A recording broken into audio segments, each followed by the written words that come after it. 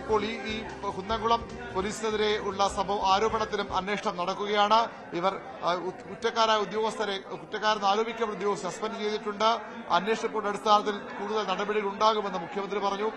കുറ്റത്തിന്റെ കാഠിന്യമനുസരിച്ച് പിരിച്ചുവിടൽ അടക്കമുള്ള നടപടികൾ ഇനിയും സ്വീകരിക്കുമെന്നായിരുന്നു മുഖ്യമന്ത്രിയുടെ മറുപടി. പക്ഷേ പ്രതിപക്ഷം അതുകൊണ്ട് തൃപ്തരായില്ല. ഈ ഉദ്യോഗസ്ഥരെ പിരിച്ചുവിടാൻ മുഖ്യമന്ത്രി തയ്യാറാകുമോ എന്നായിരുന്നു പ്രതിപക്ഷ നേതാവിന്റെ ആവർത്തിച്ചുള്ള ചോദ്യം.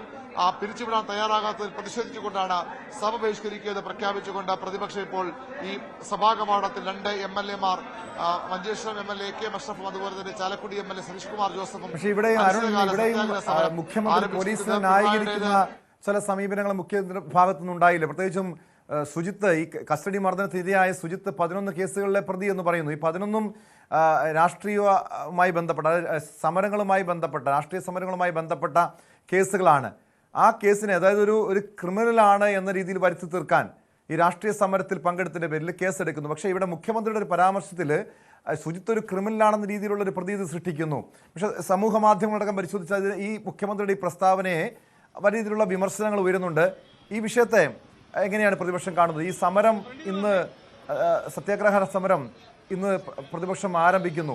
അതായത് കുന്നംകുളത്തെ മാത്രമല്ല, സമാനമായ രീതിയിൽ കസ്റ്റഡി മർദ്ദനത്തിന് ആരോപണ വിധേയരായ എല്ലാ പോലീസുകാരെയും പിരിച്ചുവിടണം എന്നൊരാവശ്യത്തിൽ ശക്തമായ സമരവുമായി മുന്നോട്ട് പോകാൻ തന്നെയാണോ പ്രതിപക്ഷത്തിന്റെ തീരുമാനം?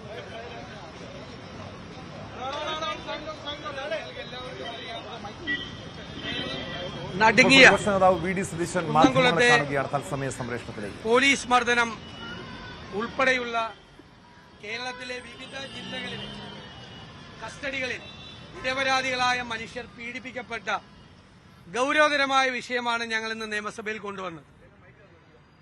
ഈ സംഭവങ്ങളെല്ലാം ഏറ്റവും പാവപ്പെട്ടവരും നിരപരാധികളുമായ മനുഷ്യരെയാണ് പോലീസ് സ്റ്റേഷനിൽ വെച്ച് ഇതുവരെ കേൾക്കാത്ത രീതിയിൽ അവരെല്ലാം ക്രൂരമായി പീഡിപ്പിക്കപ്പെട്ടത്.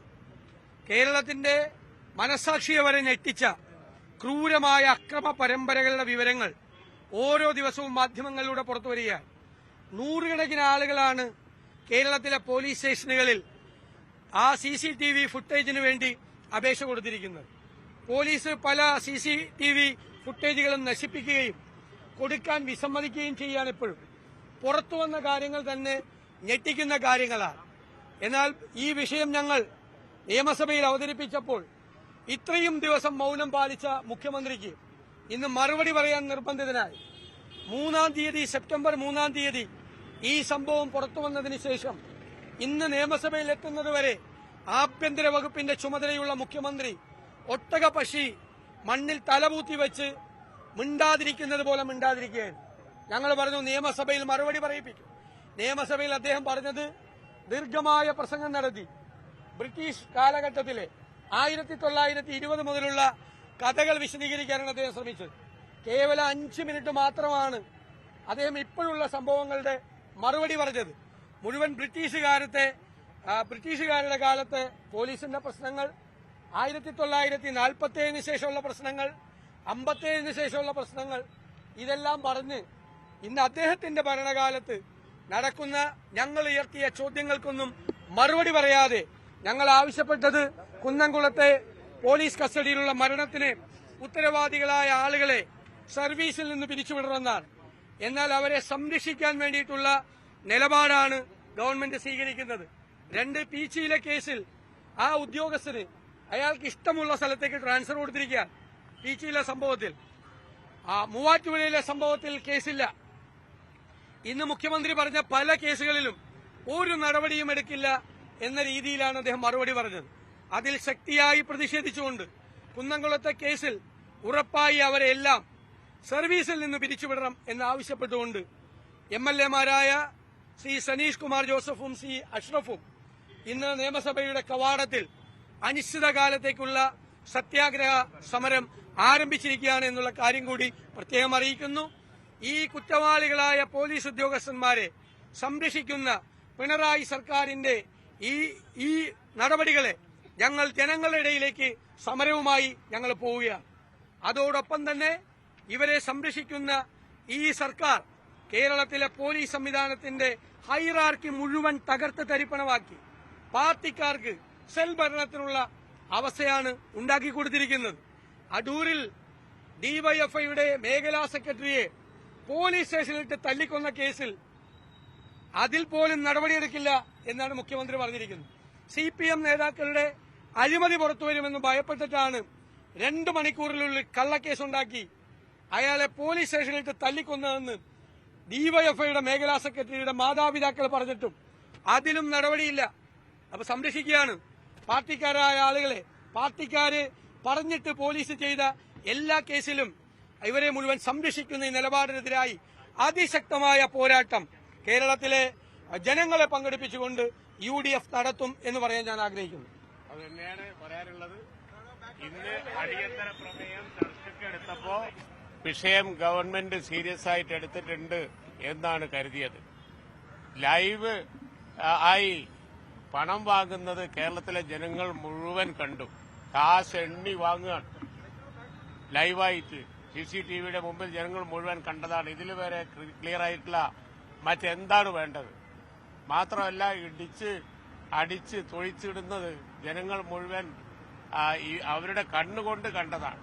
ഇത്രയും നഗ്നമായ എല്ലാം തെളിഞ്ഞ കേസ് നിയമസഭയിൽ ചർച്ചക്കെടുത്തിട്ട് അവസാനം പറഞ്ഞതുപോലെ ചരിത്രമൊക്കെ പറഞ്ഞു എന്നല്ലാതെ മുഖ്യമന്ത്രി ഈ അടുത്ത കാലത്ത് സംഭവിച്ച ഈ വിഷയങ്ങളെ സംബന്ധിച്ച് ജനങ്ങൾ മുഴുവൻ ഒരേപോലെ കണ്ട ഈ വിഷയത്തെ സംബന്ധിച്ച് വളരെ നിരുത്തരവാദപരമായ ഒരു സമീപനമാണ് എടുത്തത്. യാതൊരു ആക്ഷനും ഇല്ല. അതിൽ പ്രതിഷേധിച്ചാണ് ഞങ്ങളുടെ MLA മാർ ഇന്ന് അവിടെ സത്യാഗ്രഹം നടത്തുന്നത്. ഇത് അവസാനം വരെ ഈ സമരത്തിൽ ബഹുമാനപ്പെട്ട മുഖ്യമന്ത്രി ഞങ്ങൾ ഉന്നയിച്ച ഒരു വിഷയത്തെ പറ്റിയും ഇവിടെ സംസാരിച്ചില്ല, മറുപടി പറഞ്ഞില്ല. ഇവിടെ ഒരു പാവപ്പെട്ട ചെറുപ്പക്കാരനെ മർദ്ദിച്ച സംഭവം എല്ലാവരും നേരിൽ കണ്ടതാണ്. അതേ സംബന്ധിച്ച് റോജി M. ജോൺ അവതരിപ്പിച്ച അടിയന്തര പ്രമേയത്തെ സംബന്ധിച്ച് അദ്ദേഹം ആകെ സംസാരിച്ച 3 മിനിറ്റാണ്. മുഖ്യമന്ത്രി പറയുന്നത് എന്താണ്? കേരളത്തിലെ പോലീസ് സേനയിലെ കുറ്റക്കാരെ പിരിച്ചുവിട്ടത് 118 പേരെ പിരിച്ചുവിട്ടത് ഞങ്ങൾ മാത്രമാണെന്നാണ് പറഞ്ഞത്. നിങ്ങൾ ആലോചിച്ച് നോക്കണം. എല്ലാ ഗവൺമെന്റ് കാലഘട്ടത്തിലും കുഴപ്പക്കാരായ പോലീസുകാർ, അഴിമതിക്കാരായ ആളുകൾ, തെറ്റ് ചെയ്യുന്ന ആളുകളെയൊക്കെ സർക്കാർ പിരിച്ചുവിട്ടിട്ടുണ്ട്. പിന്നെ കൂത്തുപറമ്പിലെ രക്തസാക്ഷികൾ ഓർത്തുകൊണ്ട് മുഖ്യമന്ത്രി സംസാരിക്കണമായിരുന്നു.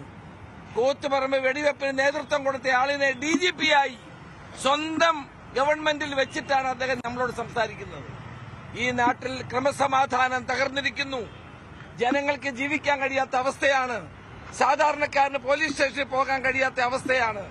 ഇതെല്ലാം ഉന്നയിച്ചിട്ടും മുഖ്യമന്ത്രി ബ്രിട്ടീഷുകാരുടെ കാലത്തെ പോലീസിനെ പറ്റിയാണ് പറഞ്ഞത്.